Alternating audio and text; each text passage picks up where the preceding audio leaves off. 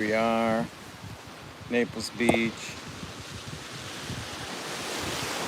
I was just thinking as I was walking down here from the condo is that this really doesn't have to be my last video from this area of the beach, because even though I won't be a condo resident down in here, there are ways to make your way down in here if you are savvy.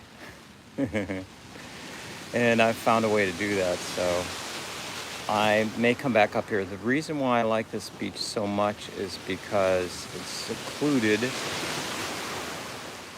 and you're by yourself since it's secluded, and it has excellent 5G coverage, right? Where I'm moving to, which is about a 30 minute drive south of here, is also a beautiful part of Naples. It's right downtown Naples. And the 5G coverage on the beach there, though, is like half of one bar. It's like really, really skimpy. So, yeah, here we are. How are you guys doing? Hopefully fine. I am here to spend the next hour with you. I do these lives every Saturday morning. Eventually, I want to get on some guests so we can just kind of kick back and talk about this whole universe of therapeutic ketosis. So that's being ketogenic for medicinal reasons. And I'm so happy that you joined me, or that you're watching the broadcast at a later time.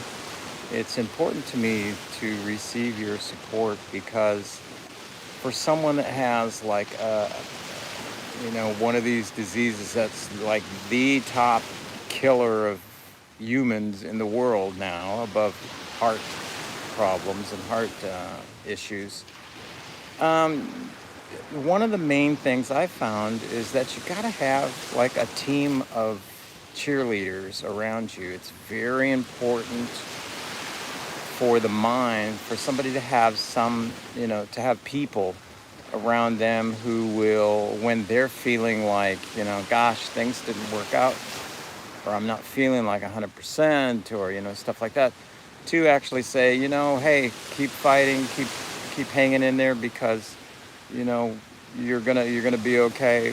Things are gonna turn out all right. You just have to keep fighting. Yesterday, the video that I launched for Friday was about cancer doesn't take a day off. And it's so true, when we have these diseases, if you think about it, and I know you're just one person, right? And cancer is like this crazy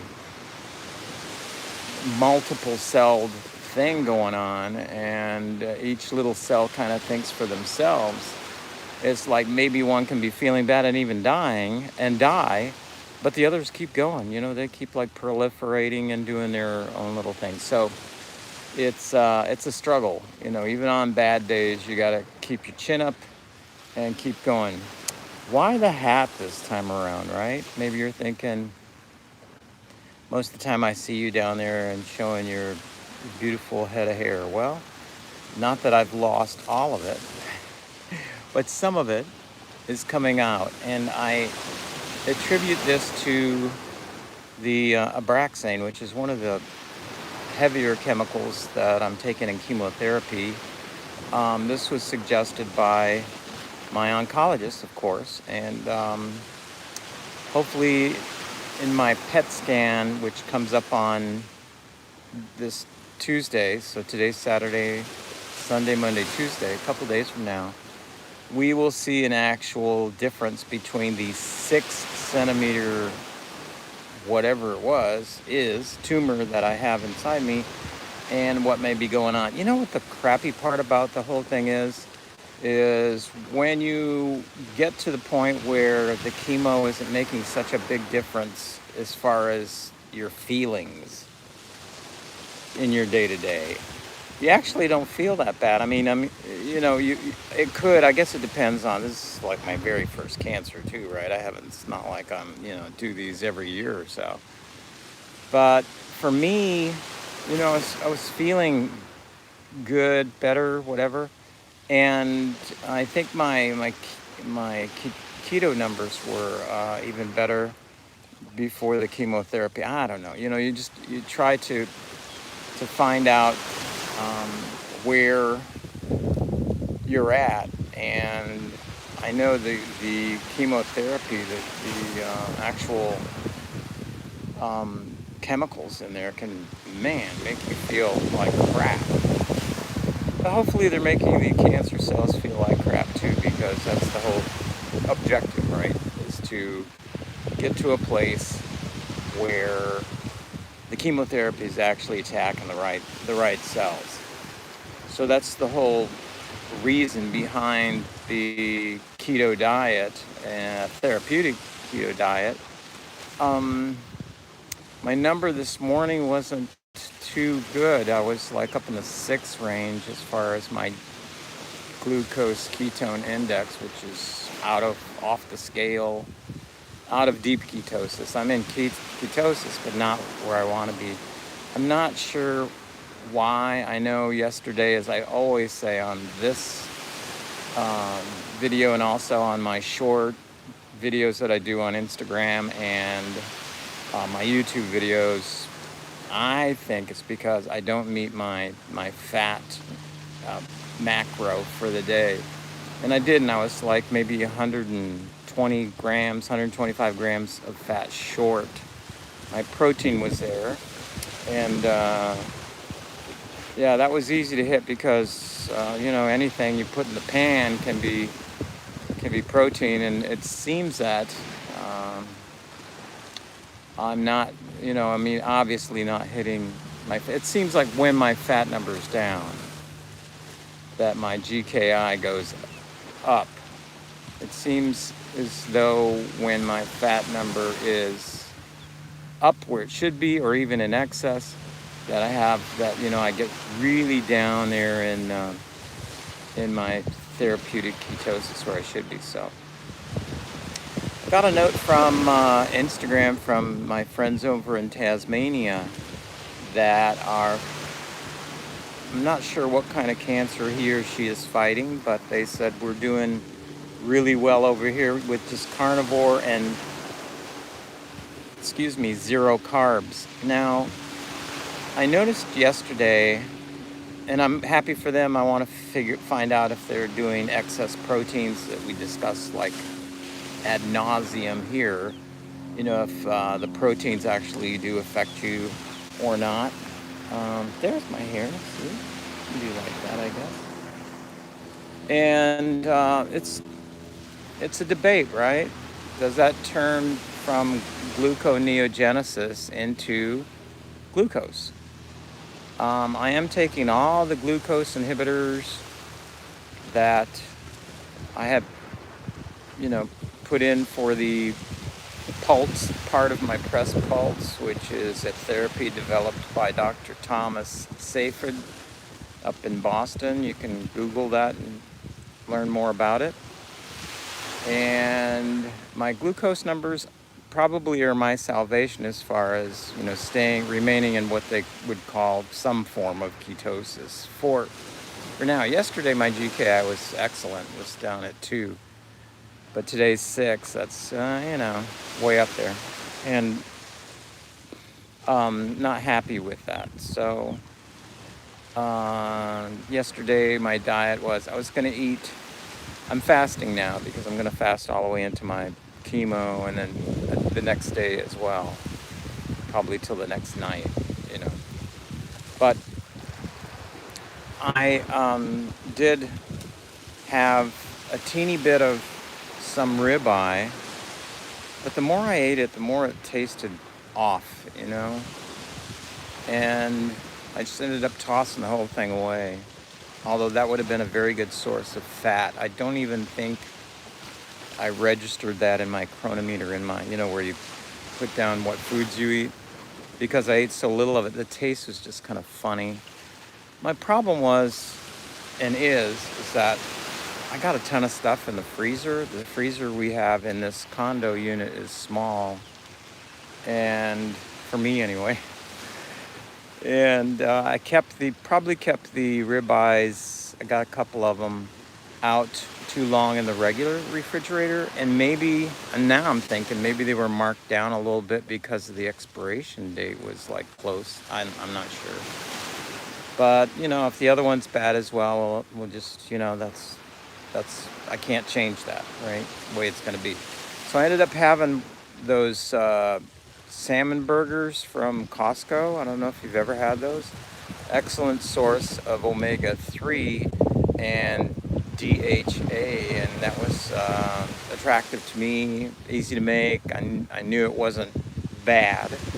So I made one of those around some bacon that had in the refrigerator there. So yeah, that was good. The bacon was at 14 grams of protein, and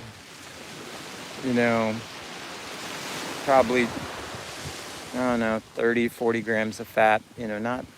Bacon is not as fat as you think it is, as far as you'd think it'd be wild with fat, right? My biggest fat content is my pork belly, but I ended up doing the same thing. I'm learning as I go here, and I've never spent so much time in the kitchen as now, which is just good because I'm up and coming chef. Who knows? But what I did was I sous vide or slow cooked all my pork belly, and then later put it in the not later, but I put it in the refrigerator. Never got around to put it in the freezer. For one reason, there wasn't really enough room. And I had some like yesterday. That's weird that I say that, because that was probably one of my better GKI numbers. So I think what I may do, because pork belly, it just is off the charts in fat, right? And it has very little meat in it. But in my head, I'm thinking carnivore. I really want the red meat because I know it's healing. It's done great anti-inflammatory stuff on my body. Before I used to have this shoulder pain, I went carnivore for a week, and that convinced me that that's the way to go, because just my pain just went away. But that's when I could eat like the whole giant size steak, and not think anything of it. Now, I feel when I do that, I've done it a couple times now, my GKI, which is glucose ketone index, just goes off the charts. The next day it's like a 12 or something, and I'm thinking, okay, too much protein in the diet. But I haven't really done it enough times to tell. There is literature out there, but I haven't seen any really scientific studying. Well, yeah, that's the that's a consideration too. That comment about chemo changing my palate. Here's one thing that it really did change, is that I used to do these like crazy, and they were delicious. Keto coffees, I called them, that I'd make. I'd put like 4 heaping tablespoons of heavy whipping cream, 2 giant-sized tablespoons of MCT oil, and some really good coffee, and away I'd go. And that's like, man, talk about the fat macro on that. It's really good. But now the taste for the cream is weird, and I think once again I go back and blame, because my first session with chemotherapy was without the Abraxane. I think the Abraxane, which is a heavy-duty one, changes things. And if you notice, even with my fasting, this thing's like, my hair is thinning out. Yes, it is. So that's one thing. I don't have the side effects of throwing up and feeling nauseous and all that crazy stuff. I would rather my hair came out slowly than to have the upchucking and that horrible feeling. So yes, it has changed my palate. But I'm wondering now if there are places where I can buy, because I bought this pork belly at Costco. So guess what? You get like enough to feed a small army, and cook all of it up in the sous vide. Maybe that was another thing, because you can freeze that stuff. Maybe I'll try that again, because on the couple times I did it, well, one time I did it, my number was up. Yeah, I remember. But this last time it was down like 2, which is an excellent number for the glucose ketone index. And I mean, I don't think I'm ingesting enough protein anyway, as far as having it be red meat or pork, to make that much of a difference, in my life. So, I mean, if it was the other way around, where I could ingest like tons of protein, like a bunch of red meat and a little bit of fat, then that would be different. But I'm not on a high protein diet. I'm on the therapeutic keto is different from the weight loss one, in that one of the major things is that your protein level. Yeah, pork belly, that's really good stuff. It's so true. It tastes so good. And I tossed it, all those stuff that I did, and I smelled it before I did, and it smelled great. Because you know what? Pork belly, pork fat in itself is stable. And the other thing about it is it's highly salted. They salt the wazoo out of most pork when they're doing whatever at the the plant where they take the pig apart. Yeah, so that was, it was salted pork. Probably would have stayed out on the counter, for a long time. But I felt I really needed to get back to the carnivore stuff, and there's no room in the freezer, and I thought, well, let's get some fresh stuff going. So I am going to try that, because what happens with the pork belly is that if you do the numbers on it, the fat is just, for the weight of the portion size that you're going to use, is crazy incredible. You don't have to eat too much of it, and you get, your fat macro hit really quick. Whereas now this is another thing. You would think that a salmon burger would be off the charts in fat, right? It's not. It has tons of protein. It does have a carb in it too, which is, I really don't like putting any carbs in me at the moment. And my carb macro is 12, and I don't hit that. But when I see it on my Cronometer, which is the app that I use to log all my food, I think, gosh, I shouldn't. It's like a negative, right? So the other thing is, we've been talking about fermented foods some on Twitter. And if you're not on Twitter, I hope you join us over there. It's a really good discussion. The deal with Twitter is that you get like a lot of professionals in your niche that are more laid back on Twitter than they would be like anywhere else that you'd find them, probably, right? So they have a tendency to reply to you, and not only reply, but they may give you some information that they've been wanting to say, that they just kind of hold back in some other forum where it may be, I don't know, not more serious, but more of a professional platform like LinkedIn or something like that.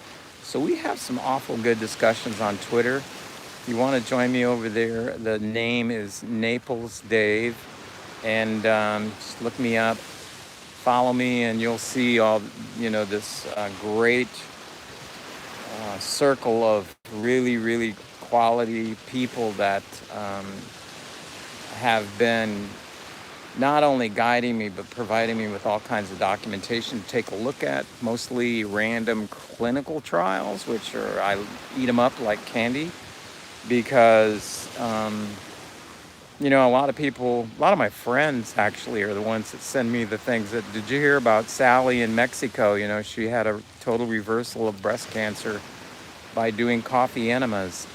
And, it's like, okay. I know that's is it Garrison therapy, but I don't know. Anything that has like just tons of controversy in it, is something that I don't have the time right now to wade through that much. I like the scientific results, and also, I am open to new therapies. I mean, when I was down in Brazil just last week, I did a couple things that were like shamanistic, and even my acupuncturist, she was like on board with doing things that were totally naturopathic, leading into the different, so we went there. But yeah, I want to work with what I got right now. My protocol is working. What I'm tweaking right now in the protocol is not any of the supplements. I've got what I need. There's only a couple of supplements that I have questions about. One is glycine, and the other is the branched chain amino acids. I'm not really sure if those two fuel the type of cancer that I have. That's the big thing, is that these two supplements have been shown to, especially glycine. You can look up glycine in cancer and find out that, it's fuel. Don't need fuel, right? But there have been some studies where glycine and certain types of cancer have actually prevented the cancer from increasing in tumor size, from new tumors developing. That's kind of a good thing, I would think, right? So yeah. But glycine, why did I get glycine? Glycine has a lot of good stuff that it does for your body. Helps you with sleep, like deep sleep. I think the better the deep sleep that you get, the more healing that your body can do. And I'm all for not throwing chemicals and supplements at the body and letting the body heal itself. But the reason we do the chemicals and the supplements is because without them, my body can't do those things, right, at the moment. Not sure about the chemotherapy. The only reason I'm on board with that is because the way that the therapeutic keto works and fasting, in preparing the body to a point where it's starving glucose out of the body and going into ketogenesis, running on ketones. And the other thing is, what was the other thing? Oh yeah, the number 2, the fasting. Set your normal cells up to signal them to okay, we're not going to get another meal for a while. Let's shut down and preserve energy. Start burning fats. That's what we're designed to do. And that also helps you get into deep ketosis. Since I've been fasting since yesterday, my number tomorrow will be excellent. I just know it will, because it always is even after the first day of fasting. And then the next day it'll even be better. Sometimes day 2, day 3, it's scary low glucose numbers where you think, oh, you better eat an apple or an orange because you're going to get into, what do you call it when your glucose is low? Yeah, lots of flies out on the beach here today. I didn't bring down the naturopathic insect spray that is approved in Europe. There is one kind that's approved in Europe that, we here in the United States, what was I watching? Oh, I don't know if you guys ever saw this documentary called The Pollinators. This is something my son rummaged up for me on the interwebs. And we have this Google Drive where we have a lot of documentaries about, what I'm going through, and then, stuff that assists. This is really interesting about how much the pesticides and insecticides that we spray on plants so that they have better crops, how much it kills the bees, The thing is, and in this documentary is that, and this, you find out so much information from these things. It's fascinating. I like documentaries that are presented in a nice and thoughtful manner for the end user, where you don't have to have so much information coming to you at once where you have to go, okay, whoa, what are they talking about? this was about especially when they got to the part about the apple industry, the way apple blossoms work. The plant, the tree puts out like 5 blossoms in one little sprig. And they only want 1 apple to come out of that, because if they have all 5 apples come out, the apples will be smaller, they'll be uglier, they'll be not what the consumer wants. The consumer, you guys, demand bug spray and other types of sprays on the plant, because if it were for consumers just accepting that this is the way an apple looks, it may have some crazy mark on it, it may look puny, it may look, one year they may be huge, they may be seasonal. See, we have fruits and vegetables year round now, and it's because of chemicals. But what they do is, this is crazy, but after those things like bloom a little bit, they spray them with this thinning spray. It's a chemical that they spray over the trees, and then it thins out the blooms so that, who came up with this, who knows, but only 1 bloom off those 5 blooms will be the apple off of that little stem, so the apple will be huge and luscious looking and, everything they want. But that chemical is very toxic to the bees. So over here in the United States, and saying all that to say, we allow more crap to be sprayed on stuff that's close by to us. And the fight on the pollinators, that's the name of the documentary, is that you can have 1 apple orchard next to some other guy, some other family's apple orchard. These guys over here will be spraying for the thinning and doing a good job here. But this guy over here might be, his apples are just now starting to blossom, so he's just paid $200,000 or $300,000. Yeah, dude, I keep saying how much America likes it. Yeah, and it's so true, right? This guy over here is just paid like $200,000 to import bees and they truck bees across the United States. Just hear this, the crop what do you think the crop is that takes the most amount of bees? It's California almonds. They take almost 100% of the available beehives in the United States. These ones that, they truck across the U.S. And I think it's like in the neighborhood of 50 semi-trucks of beehives, which they need like 1 million beehives, something like that, to pollinate. And as soon as they're done, they got to get those bees out of there, because as soon as they're done pollinating, there's no more food for the bees to eat. They truck them somewhere else. And, they showed part of the documentary you see is they trucked them up to this apple orchard, and the family next door, the family had the orchard next door, big orchards. I mean, like, hundreds of acres of apple trees.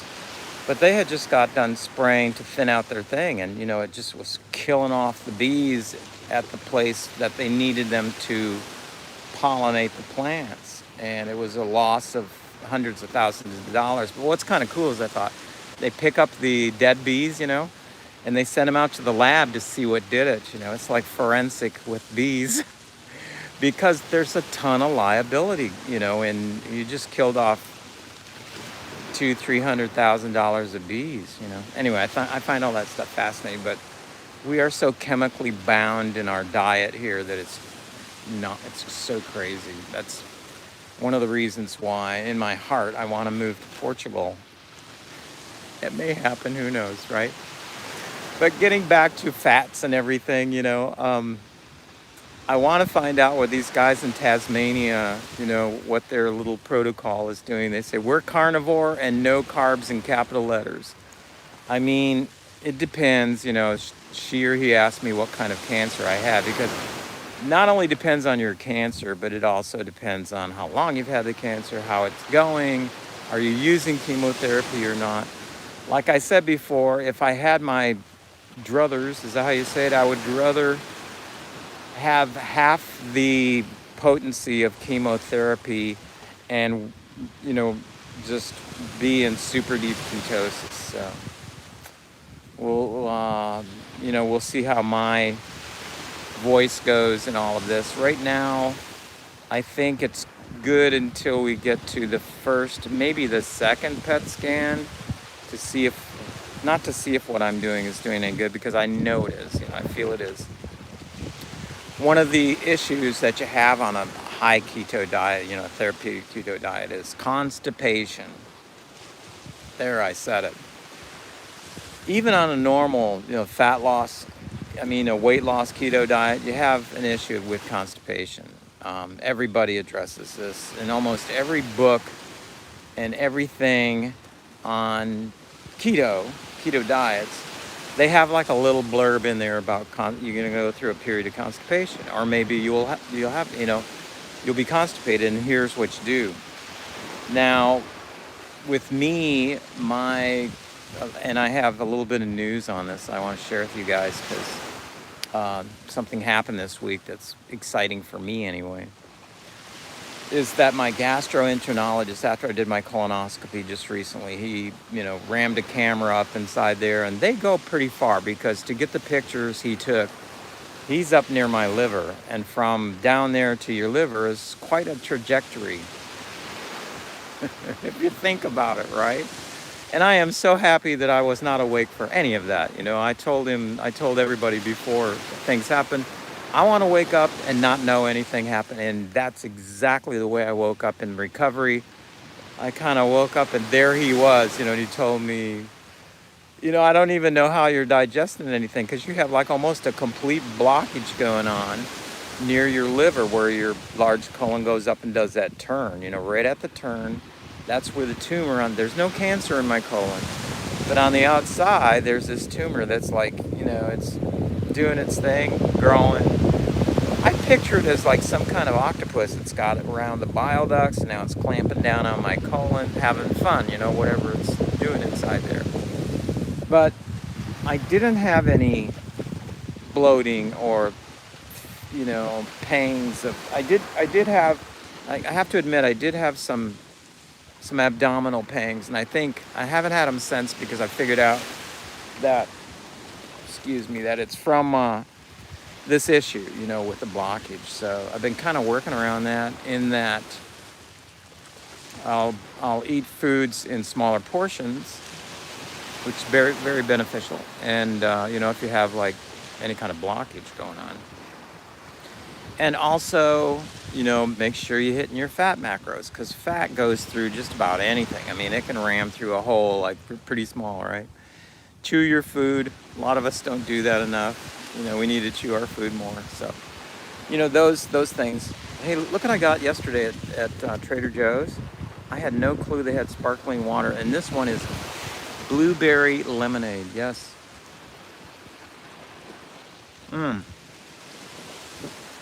Very good. But there are several things you can do for constipation. One of the things that I take, one of the supplements I take, is called Cascara Sagrada. Cascara Sagrada. It's a tree bark, and it comes in a little gelatin pill capsule, and it's powder. 450 milligrams.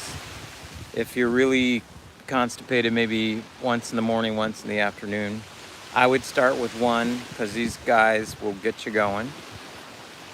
But what they do, the way they work, is the same way a lot of these laxatives work, is they cause contractions in your intestinal muscles. That's all they do. And a lot of times that's all you need, right? I haven't felt any discomfort with that. It does work. And it has been helping me long before I had the issue that I have with cancer now. So it's something I've taken for a long, long time. It helps with regular bowel movements. And that you need that, because you don't want stuff to slow down, right, in your intestinal tract. For one thing, it makes you feel yucky. You can feel that kind of slow. And then the other thing is it will throw your numbers off, as far as, if you're measuring any ketones in your body. Your ketones will actually be much, much lower if you have food stop. I don't know why that is. I don't know the mechanism for that, but that's what happens. Now, the good news I want to tell you about since day one, when I first was diagnosed with I wasn't diagnosed. When I first had the issue, let me go way back to January, the end of January, and my problem, I started having this itching. I am celiac. I want to let you know that. Lead a gluten-free diet. So whenever I have itching, I think, okay, I ate something. Usually it shows up like 2 or 3 days later. And so I go think about what I ate. Couldn't think of anything other than maybe a pizza that we went to a birthday celebration, and maybe it was pizza something. But no, and man, this thing got progressively worse. Every day I itched more. Then I started noticing something that I knew I couldn't handle, and I started turning yellow, jaundice, especially in the eyes. I look in the mirror and I go, oh my gosh, something's going on. And then you go to Dr. Google, figuring that I have like some sort of, every time the wind like dies down, I get flies. I'm sorry, guys. Naples Beach is not paradise at the level of, heaven, but it's pretty close. I just didn't bring the spray. And I don't always have to. We have like a nice breeze normally, flies go away. So I went to my doctor and said, okay, this is something, I can't like take a hot bath in the bathtub and sweat it out, because normally that's my protocol for flus and stuff. I just get in there and sweat, get some kind of video going and drink really hot tea with a hot thermos bottle of hot water and just do some nice teas. And normally, in a day or two, I feel really good. But this one, I knew, if I'm turning colors, that's pretty serious. So I went to my general practitioner, didn't see her, but saw her nurse. And her nurse said, we need to get you to blood test to see what's going on with your liver. Because it looks, if you're turning yellow, liver. So went and did that. When I came back, my liver enzymes were off the charts. And she said, you need to go see a gastroenterologist. And I recommend this guy. And she said, because, and listen to this, this was a red flag in the beginning. Because I know the gal that does the scheduling, she's a really good friend of whatever, So, and she is a nice person, but turns out the gastro guy, as I call him, because gastroenterologist, that's such a long word, right? Even though that's what they are. Gastro guy, you guys know what I'm talking about. So the gastro guy, turns out that he's stiff kind of guy, very poor bedside manners. You go on Google with his reviews, and people got the same vibe from him that I got. That doesn't take much time. He's like cut and dry. This is it. This is what we're gonna do. Doesn't listen to you at all. You have no input, and I'm thinking, okay, here's what you need. Go, Google it if you need more information. I know, I didn't know what I needed, but I knew, something had to be relieved in this area. So what they did was they put a stent, they call it, in my bile duct. Had to open my bile duct because he sent me off to get an ultrasound, which showed that the bile ducts were dilated, which means they're being constricted, by something. It's making them like go crazy down there between the gallbladder and the liver. So we do this thing, it's called an ERCP. I learned all kinds of stuff through this, right? The ERCP is where they put the stent in, and they go down through your mouth and somehow get over to your liver and your gallbladder. Now, figure that one out. All I'm thinking is they're punching holes through your stomach, I guess. So I guess, I'm the kind of person that, even though you say, because the nurse did this, she goes, go on YouTube because they have a lot of videos on showing how an ERCP is done. I don't want to see that. All I want to know is this going to make me better? More or less tell me how it's going to go and put me to sleep. And when I wake up, I don't even want to know it has happened, but I want the thing in me and want the result. That's all I care about. Why would you want to see cameras going down there and blood and all this stuff. I mean, for what, right? That's me. So what they do have on this device, though, that also, puts the stent in, takes pictures, they have a little thing that can take like cells for like a sort of, not a full-blown biopsy, but they have cells they can bring back up. And they tested the cells and they came back that they were not malignant, and we in our family all cheered, okay, we got some tumor going on, but it's not cancerous, it's just a tumor. And a lot of people die, and when they do autopsies on them, they find out that they have like these huge tumors they've been having for their whole life. They never realize they have. So lots of us have tumors going on inside us that may or may not be cancerous. It's a thing, okay? So the next thing was the gastro guy goes, I don't believe it. I don't believe it. I want you to go to Moffitt Cancer Center in Tampa, Florida. I did go up there. They did do a CAT scan, which is different from a PET scan. CAT scan is sort of the black and white one, but they still can with the cool computer can dial through your body in like layers. It looks really cool, actually. That's when they found out that you do have a tumor that's 6 centimeters long. That's not too big, I guess. But, I mean, that is huge for a tumor, but it's not like, you got masses all over your body. They didn't find that. I am grateful. But they did find this, and the verbiage from Moffitt was, you have what appears to be gallbladder cancer. You have what appears to be. They didn't come right out and say, you got it. So,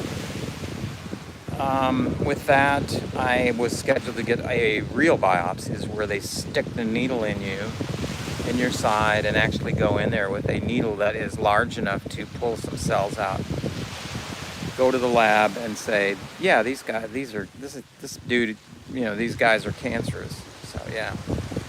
So they did that, confirmed the cancer, and from that we got another ERCP done where they replaced, because these stents don't last forever. I was up at Moffitt, and they were telling me, you haven't had that stent replaced yet? Because, they only last like 6 to 8 weeks. And I'm going, oh gosh, really? They never told me that at Gastro Guy, And they're scheduling down there as much as this girl in scheduling is a nice person. They are just they trip over themselves with scheduling, So they had me going to radiology places, and I'd go there and they say, you're not due for anything today. We don't have you down. Sorry, go back home. That happened, and just stuff like that, where I got like this bad vibe from everything that happened in this. So my last visit with my oncologist, I mentioned about this particular doctor. We are a small town here in Naples, Florida, small enough where the oncologists know the gastroenterologist. So she goes, oh, I know who you're talking about. I gave her the name, and she goes, oh yeah, that guy. And these are her words. This is the nurse for my oncologist.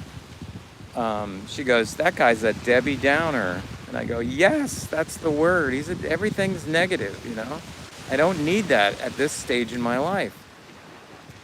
So I said, can I get a referral to somebody that you guys like, that you guys believe in, and that your patients are super happy with? She had the guy, and I don't know, if they get kickbacks or if they get recommendation fees or whatever they get. I just needed somebody different. And I went on the internet and did Google this guy. I mean, you can get Google reviews just about on anybody. And people, when they have bad stuff to say, they are more than happy to track down that doctor on Google and put in a few words and give him like 1 or 2 stars, right? So it shows up. And this guy actually had a lot of great 5-star reviews, and I go, man, this is the person I need to see. But the caveat was when they called me, we got the recommendation that you want to become a new patient of ours, everything's fine and dandy, but the soonest we can see you is in August. And I'm thinking, August? That's almost next year. Well, not quite, but, in your head you're going, I have cancer. Certain things are a priority here. So I whined a little bit, I said, man, can't they put me on somebody gets canceled, like a cancellation list or something like that? And sure enough, I am scheduled for July, which is better than August, but July 30th. That's almost August, right? But anyway, goodbye to Debbie Downer, and hello, new gastro guy who is going to take care of me like I need to be taken care of. People, if you have like any kind of disease like I have, it's super important that you do your own work, finding the best you can find, getting the best team of people around you. I call it self-advocacy, so being your self-advocate, watching out for you. Because if I were to go on and keep Debbie Downer in my life, nobody's going to pop up and say, you know what, that guy's a Debbie Downer. Have you considered this other person? No. But if you feel that something you're doing, a protocol that you're following, a supplement you're taking, or you're not taking supplements that maybe you should be, but you just are waiting for your oncologist to recommend them, they are not gonna do that. Your oncologist will see you for his little 15 minutes. I have a sweet one. His name is Ferdy Santiago here in Naples, Florida. Love the guy. Gives off great vibes. Wanted a second opinion from one of his buddies up at Moffitt Cancer Center. I drove all the way up, it's 2.5 hours, and saw Dr. Kim up there. Kim, he's Chinese. This guy knows so much about intermittent fasting and about the ketogenic diet and about Walter Longo's research into fasting before chemo and all this stuff. I just felt at home. I thought, man, most people don't even have a curiosity into a therapeutic keto diet, with cancer, which is what I'm doing. And you'll talk to these nurses and also the oncologists, and they just sit there and look and listen to you. Okay, Dave, so we'll see you next Thursday, whatever, and it's like, what? You didn't even, you're not even curious how this may be helpful to what we're doing here? These guys are, In fact, Dr. Santiago said, I'm really on board with this, but he says, I'm not going to endorse it, if that's what you're looking for. And I said, no. He said, but if I feel that it's getting in the way of what we're doing also, I'll let you know that too. And so far, he's like totally on board with what's going on. Especially when Dr. Kim gave his stamp of approval saying, man, whatever you're doing, keep doing it. So, you can find the right guys, the right oncologists, you can find the right therapies, but it's up to you, This is not something to play around with. We're talking life and death here. So when you get like a little note from, if you publish anything online like I do, I publish out the wazoo, right, as I say. I'm on Instagram, I'm on YouTube, I'm on Twitter, and who knows, maybe soon to go on TikTok or something, I don't know. But when you do stuff like that and somebody replies to you from Tasmania saying, we're doing this and it's working, you ask questions, right? Nobody else is going to do this groundwork for you. Now, not to say that you'll have helpers. I thank God for my son, David, who also has my name. It's a very good name. He goes to very far lengths to help me in researching scientific papers on the internet for things that have to do with my therapies, for things that, good and bad. Like he said, Dad, take a look at this. They're saying that, the supplements you're taking didn't do so well in this study, or they're doing this and that clinical study coming up for Florida with the same type of cancer that you have. Maybe you might be interested, and then mostly it's the PubMed papers, the scientific random clinical studies that they've done on either supplements or the ketogenic diet or the type of cancer I'm going through and supplements that I'm taking, or just, stuff that I'm doing and how to better it, how to fine tune it, things that are more modern, right? And, just all this stuff. So very, very, very interesting to me because stuff that I want to know about. And he'll do that with his, what I call his BS detector on. There are so many sites out there. But when you Google cancer and anything else that are just regurgitation of stuff that may have been published decades ago, or maybe parts of articles, sites that are loaded with advertisements, or not a clinical trial. It was just Joe here that tried taking castor oil and silica or something, crazy. I'm saying that because of all the sand around here. But, some crazy, I'm curious about those things. But it's not something that I want to like stack on what I'm already doing. I just started this thing, guys. I started on March 14th. I started the ketogenic diet, which I've stuck to pretty much. We went through this period of higher proteins that I still think my body's like coming down from. Just seems like it is. To the point of, the supplements that I'm pretty good where I'm at, except for the glycine and the branched chain amino acids. Everything else I'm taking, from berberine to chloroquine to metformin, so happy with. And the other things that just, are just natural vitamin, like K2 with MKT. Is it MKT? Doing my fish oil, super supplements. Those things are horse pills to take down, but a lot of DHA in there. Is it DHA? I always get confused between DHA and DHT. But anyway, those are killer for cancer cells. I am taking meclizine, which is anti motion sickness medicine. Very low dosage, 25 milligrams a day. That is also supposed to cause cancer cells to explode on impact. It doesn't do anything to normal cells. It's just stuff they've found through the decades of doing research and throwing different stuff at cancer cells and seeing what happens, And then let's try this with 40 people, So it's stuff like that is like bound into my protocol. I call it protocol, or my therapy that I'm doing that. And guys, this is the most important part for me anyway. You got to really stick to it. Even on days you feel crappy, you got to take your supplements. You got to take your stuff. You can't give a day off, because cancer doesn't take a day off, right? It doesn't.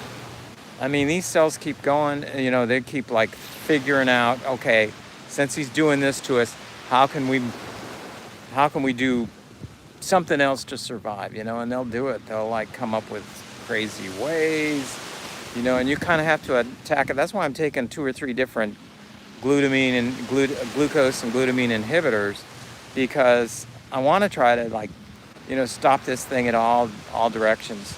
Those kind of things are important to me. The other things that I'm taking black seed oil. It's just good for your body. I might have done some black seed oil / cancer research, and maybe there's a really good connection there. Anything I'm taking has really like a very positive effect on my body, and I can feel it. I take like a daily vitamin, because a couple new things I am taking though that have nothing to do with vitamins. But I know the chemotherapy does a number on your stuff. If it gets down there in your gut, if I can feel it like in general and it's making my hair thin out, you got to know it's doing some other numbers inside, right, on your body. So I know it does a number on your gut. Now, we talked about this is on Twitter. I just mentioned I bought some prebiotic stuff to take to help my probiotic, help my gut flora.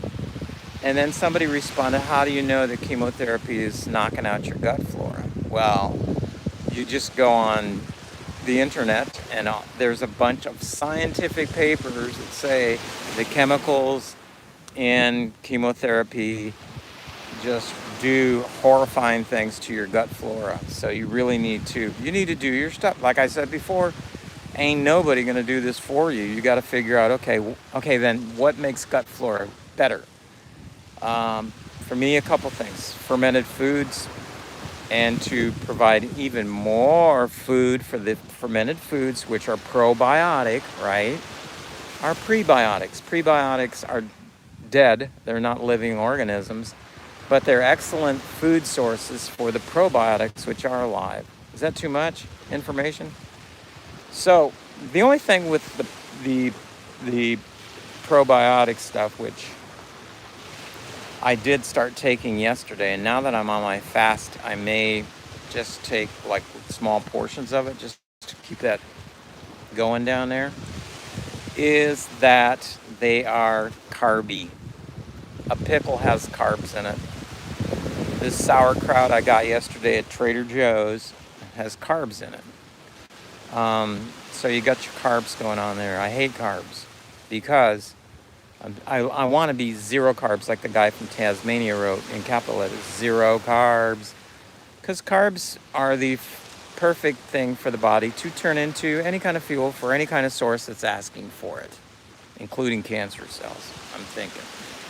People say that glyconeogenesis doesn't happen unless there's a demand for it in the body. Well, why can't cancer cells be tricky enough to say, hey, we're starving over here, send us some glucose? I don't know. Has anybody done any studies on that? It's really hard to measure that kind of stuff in the body. I know that. So, let's see really quickly where we're getting on time. Well, I can just look at my watch, I guess. Got like 4 minutes to go. So I did start taking the prebiotic. I also am taking the probiotic stuff, which is the sauerkraut and fermented pickles. I'm making sure that they are fermented because I don't want to be ingesting vinegar and carbs just for the fun of it. Guys, it's almost time for me to go. I appreciate you guys being on here. I really do. I have a lot of people watching, and I appreciate that. You guys appreciate this? Gratitude for the beautiful wonders of nature I have right here in my backyard. Just love it. If you're suffering from any kind of great issue like this, I want there's several things I want to leave you with today. One of the most important things is that you must do stuff for yourself. Like I said, people love you, they do. Your oncologist loves you for the 15 minutes he's with you. I'm pretty sure he doesn't spend the weekend thinking about your case or anything that has to do with you or how he could make it better in any way. You're just another case, so, but for you, you are the case, right? So research, find out what's going on, find out what other people are doing. Get something that you're comfortable with that works with you. It may not be the therapeutic keto thing and the press pulse therapy that I'm doing with the supplements and the, heavy keto diet and fasting. Maybe something else. As long as you're comfortable with it and you see the scientific results behind it, that it works. It's great, right? And the next thing is, make sure that you have gathered around you a really good support team, a team that encourages you. These guys on Twitter, sometimes they have me in tears almost, because it's like, well, not almost, they do. It's because the love and support, because they've kind of seen my journey, and the love and support I get from those guys is just so incredible, unbelievable. And if I've skipped anybody, I'm so sorry. I try to get in there and thank everybody. I'm so grateful for your love and support. Sauerkraut for a minute. What about just the juice? That's a good point. Maybe on my fasting days I could do just the juice. I got tons of juice because I got two of each, two of the big pickles and two of the, see? Wealth of knowledge here. I love it. I love you guys. I really do. And third thing that you want to do is journal. You got to, okay? Journal. Write down what you're going through. Ask whoever that you connect with. I think it's very good. Maybe the fourth thing, not maybe, this is something I put in what I got. And, one of these days we'll do like the whole hour on my protocol from we will. Yes, we'll discuss this on Twitter. Yes, we will. The whole thing I go through, it's my routine. I call it my routine. From the moment I get up to the moment I go to bed, I have like every hour accounted for. and journaling is part of it. Meditation, huge. Meditate twice a day. It's good. You got to have a way that you connect with whatever's out there, right? And I think meditation is the thing that does it. And journaling. I journal, and as I journal, I'm talking to, you know, there's two journals I have. One, I keep notes in about this, and the other journal is I'm talking to higher power. I call not him or her, whatever, spirit. And that's the way I do things. So, you choose to do things the way you want. Guys, thanks for subscribing here to the channel. Tell other people about it. You might have somebody that's going through a challenge, and I'm hoping that my mode of coming across on these videos is uplifting and maybe helpful to people. I take things that they give me, that my friends give me on Twitter, digest them if it works for me and I can fit them in. I will not keep them as secrets. I tell everybody about them. And so that's all I want to do is help people. That's all I want to do is help people, okay? So have a great weekend, great Saturday. I'm going to try to figure out how to stop this thing because my screen, for some reason out here, when it gets a little warm with doing the video on this iPhone, actually turns almost dark. So I think up in this corner, I'm not sure, there's a way to end the video. Might have to take it out of this thing though. Have a great one, guys. Oh, wait a minute. We got something coming on the screen here. I think it's over here in the corner. Oh, yes. Where's my glasses? Sorry about this part, but it's just part of it, right, guys? Hey, at my age, you got to use these things. Okay, it says save, highlight, share, mute, microphone, cancel. Oh, yes, I see an X here in the upper right-hand corner. Guys, thanks so much. It's been fun. You want to see the beach? Yep. We got some sunlight today. We have not had sun in the past week. So, yeah. Beautiful, huh? Wish there was some dolphin in the background, but not right now. Take care. Have a fun one. Thanks so much.